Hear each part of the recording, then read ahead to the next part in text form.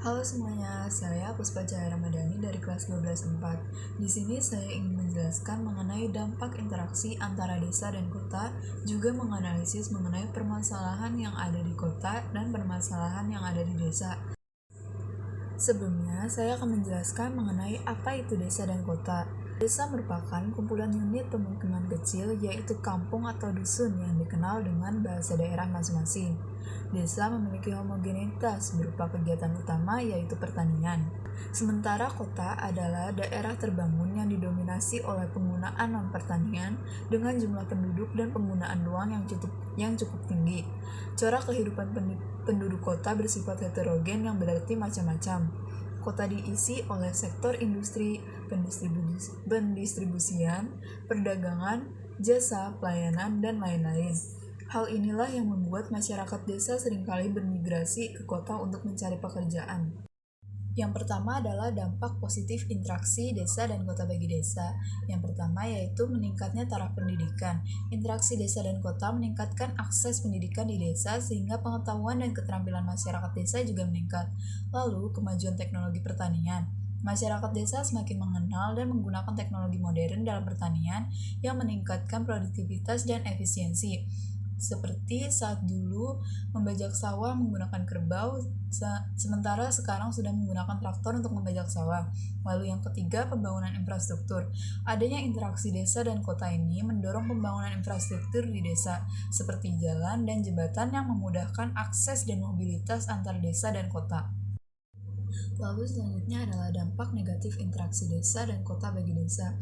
Yang pertama, terjadinya urbanisasi secara besar-besaran membuat desa mengalami kekurangan tenaga kerja. Lalu, masuknya budaya asing yang tidak sesuai dengan nilai-nilai di desa.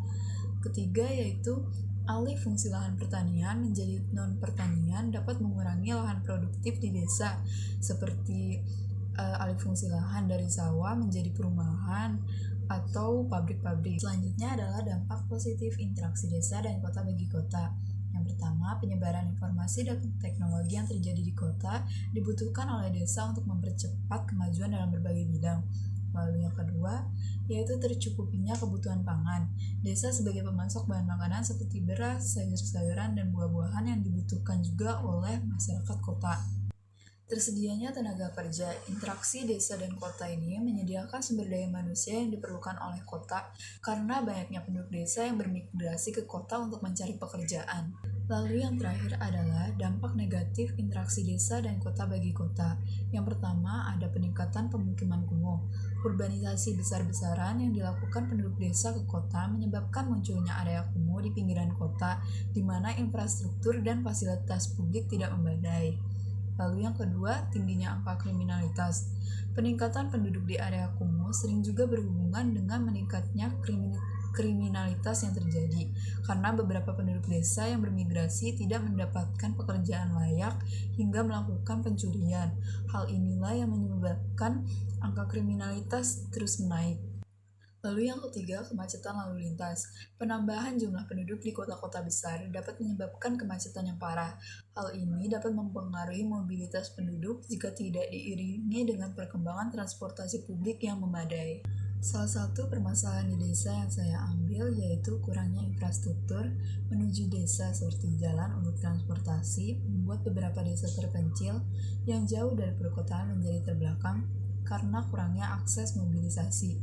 Hal ini dapat menyebabkan desa yang jauh dari kota menjadi terbelakang karena kurangnya informasi yang dapat menjangkau dan teknologi yang tidak memadai untuk mencapai desa.